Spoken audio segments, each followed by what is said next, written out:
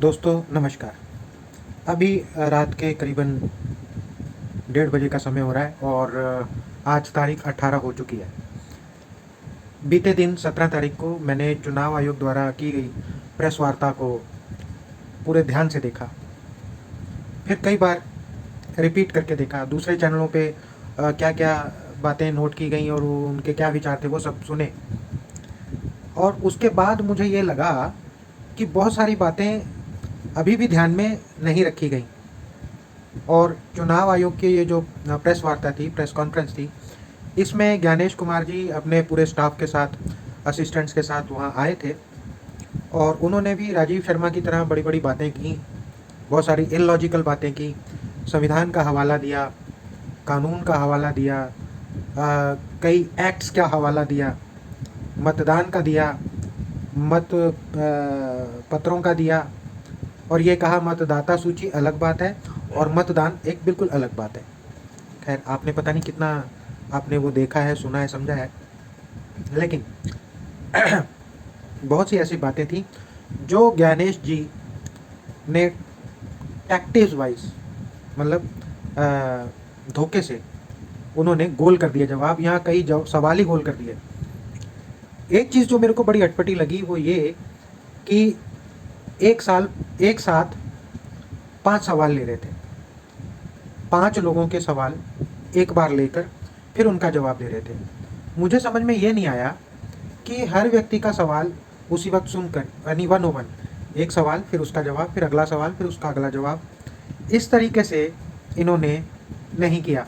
तो इसीलिए मैं बोल रहा हूँ कि टैक्ट चला इन्होंने, ताकि सवालों को कैसे गोल कर दिया जाए। तो उसमें कई सवाल इन्होंने गोल कर दिए, इन्होंने जवाब दिए ही नहीं उन सवालों के। जिन पत्रकारों ने बड़े मुद्दे की बात कही थी, उन मुद्दों को ज्ञानेश कुमार ने चालाकी दिखाते हुए और ये समझते हुए कि मैं बहुत चालाक हूँ और मतदाताओं को भ्रमित कर दूंगा, एक ये उनकी चाल जो है वो नाकाम हो गई पूरी तरीके से। अब मैं आता हूँ इस बात पर कि इन्होंने क्या क्या गड़बड़ की। जैसे एक सवाल का जवाब इन्होंने नहीं दिया कि जो 65 लाख लोगों को वोटिंग लिस्ट से बाहर किया इन्होंने, उनकी लिस्ट जारी करने में इन्हें क्या दिक्कत थी, उसका जवाब इन्होंने नहीं दिया, पास ऑन कर दिया बड़े आराम से। फिर एक सवाल ये था कि वो जो डिजिटल रूप से कंप्यूटर से पढ़ी जाने वाली शीट्स इन्होंने क्यों नहीं प्रोवाइड की पार्टियों को। स्कैन्ड कॉपी जो कि कंप्यूटर से नहीं पढ़ी जा सकती, उनको इन्होंने क्यों दिया, वो सवाल भी ये गोल कर गए। लेकिन एक इशारा सा दे गए कि मतदाताओं की प्राइवेसी को ध्यान में रखते हुए हम नहीं चाहते कि मतदाता का विवरण जनसाधारण के पास जाए। पर चुनाव आयोग से बड़ा सीधा सा सवाल ये है कि आपका जो मतदाता है इस देश का नागरिक है, और इस देश का नागरिक होने के लिए उसके पास कई सारे सबूत हैं। वो खुद अपने आधार कार्ड की फ़ोटो कॉपियाँ बांटता फिरता है अलग अलग स्कीमों में, अलग अलग योजनाओं में, अलग अलग जगहों पर पद पाने में, नौकरी पाने में। अपनी प्राइवेसी तो वो खुद ही देता चला जा रहा है, आप खामखा के रक्षक बन रहे हैं। तो ये बात भी झूठी लगी कि मतदाताओं की प्राइवेसी को हम शो नहीं करने देना चाहते। आज पूरी दुनिया एक ग्लोबल विलेज है। आप अपनी जो व्यक्तिगत आपके जो भी आंकड़े हैं वो कहाँ तक छुपाएंगे आप। जब आप ईमेल करते हैं, बनाते हैं नहीं, तब आप अपने डिटेल देते हैं। जब आप किसी कंपनी को साइन करते हैं तब आप डिटेल देते हैं। सरकार की कोई योजना लेते हैं तब आप अपने डिटेल देते हैं। आपके भी डिटेल तो दुनिया भर में ऐसे ही फैले पड़े, किसी ने अगर उसका गलत प्रयोग करना है वो तो कर ही लेगा। तो ज्ञानेश कुमार का एक झूठ ये पकड़ा गया। तो ज्ञानेश कुमार जी, एक आपने बात बिल्कुल इग्नोर कर दी, वो ये कि देश का या प्रांत का नागरिक होने के लिए जो सबसे पहला प्रमाण पत्र है वो होता है राशन कार्ड। किसी भी प्रदेश में अगर आप हैं तो आप भारत के नागरिक हैं। इसका जो पहला दस्तावेज बनता है वो बनता है राशन कार्ड। अब राशन कार्ड के साथ भी ये समस्या है कि राशन कार्ड जब तक 5 साल पुराना ना हो जाए तब तक आपका वोट का अधिकार नहीं होता। तो अब ये इनसे पूछा जाए कि आपकी जो वोटिंग लिस्ट है आप उसमें SIR कर रहे हैं, उस SIR को तो आपने पहले ही धता बता दिया, क्योंकि कोई भी व्यक्ति अपना नाम कटवाना चाहता है, जुड़वाना चाहता है, वो उसके पास है प्रावधान। आप क्यों खामखा आप ये बात कर रहे हैं? आपने 2011 की जनगणना नहीं करवाई, जनगणना नहीं हुई। 2020 में जनगणना होनी थी, वो जनगणना नहीं हुई। तो आप कैसे ठेकेदार बन रहे हैं किसी की नागरिकता के को लेकर? आप कहते हैं कि हमारा काम है ट्रांसपेरेंट चुनाव करवाना। तो चुनाव तो ट्रांसपेरेंट तभी हो जाएंगे जब उसका जो बंदे का जो राशन कार्ड है वो बनता है, तो आसानी से वो अपना मत पत्र में जाएगा, वो मतदाता सूची में अपना नाम लिखवाएगा। यदि कोई बंदा गांव छोड़कर शहर में आता है, किराए पे रहता है, अब वो यहाँ काम करने लगता है, अब उसे दिल्ली में जैसे शहर में लगता है कि मेरे को 5 साल हो गए हैं तो मैं राशन कार्ड के लिए आवेदन दे दूँ, लेकिन राशन कार्ड की डेट तब चालू होती है जिस दिन उसका आवेदन किया जाता है। यानी दिल्ली में कोई आदमी आता है, आते ही राशन कार्ड का जब आवेदन करता है तो उसको गारंटियर के तौर पर या तो उसे अपनी ज़मीन की कागज़ दिखाने पड़ते हैं कि ये रही मेरी रजिस्ट्री, मैं दिल्ली का वासी हूँ, इसलिए मेरे को राशन कार्ड बना के दे दिया जाए, जो कि पिछले 15 सालों से बंद है। 15 सालों से दिल्ली में राशन कार्ड नहीं बन रहा। अब जो पीछे विधानसभा चुनाव हुए थे तो वहाँ पर अरविंद केजरीवाल जी ने ये बात पता करके निकाली थी कि शादरा में बीजेपी के लेटर हेड पर एक बीजेपी के नेता ने चुनाव आयोग को पत्र लिखकर ये बताया था 11,000 लोगों के नाम काटने का आवेदन किया था एक व्यक्ति ने, जबकि एक व्यक्ति एक आदमी से ज़्यादा के वोट नहीं कटवा सकता। यदि मैं चाहूँ कि मैं अपने पड़ोसियों के नाम कटवा दूँ तो मैं सिर्फ एक व्यक्ति का नाम कटवा सकता हूँ, एक से ज़्यादा का नाम नहीं कटवा सकता। और उसमें भी मुझे ये बताना पड़ेगा कि मैं उनका क्या लगता हूँ, उनका पड़ोसी लगता हूँ, यार दोस्त लगता हूँ, रिश्तेदार लगता हूँ, क्या लगता हूँ। तो ज्ञानेश कुमार जो खेल खेलना चाहते हैं वो मतदाताओं को पूरी तरीके से समझ में आ चुका है। एक और बड़ी महत्वपूर्ण बात है जो मैं आप लोगों के साथ शेयर करना चाहता हूँ कि जो ज्ञानेश कुमार की भाषा है वो हूबहू मोदी की भाषा मिल रही है कि चुनाव आयोग चट्टान की तरह मतदाता के साथ खड़ा है। जैसे अभी 15 अगस्त को प्रधानमंत्री मोदी ने लाल किले की प्राचीर से ये कहा कि मोदी किसानों के साथ चट्टान की तरह खड़ा है। ये जो चट्टान शब्द है ना, इसको इतना हल्के में ले लिया इन्होंने कि जैसे कोई नॉर्मल सी चीज़ हो। चट्टान तो थी इंदिरा गांधी, चट्टान थे लाल बहादुर शास्त्री, चट्टान थे अटल बिहारी वाजपेयी, इनको कहते हैं चट्टान। चट्टान थे पंडित जवाहरलाल नेहरू।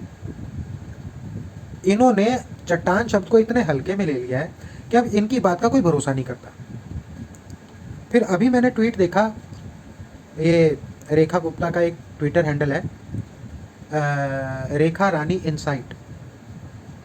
तो राहुल गांधी को ट्वीट करके ये बोल रही हैं वो, आप उसकी भाषा देखो, कि साइन करके एफिडेविट देने में तुम्हारी फट क्यों रही है। अब ये जो बात है ये दिल्ली के मुख्यमंत्री यानी कि भारत के राजधानी की मुख्यमंत्री, उसकी ये भाषा है। मैं ये कहता हूँ छिनालों वाली भाषा है। छिनालें कहाँ होती हैं? जीबी रोड पे।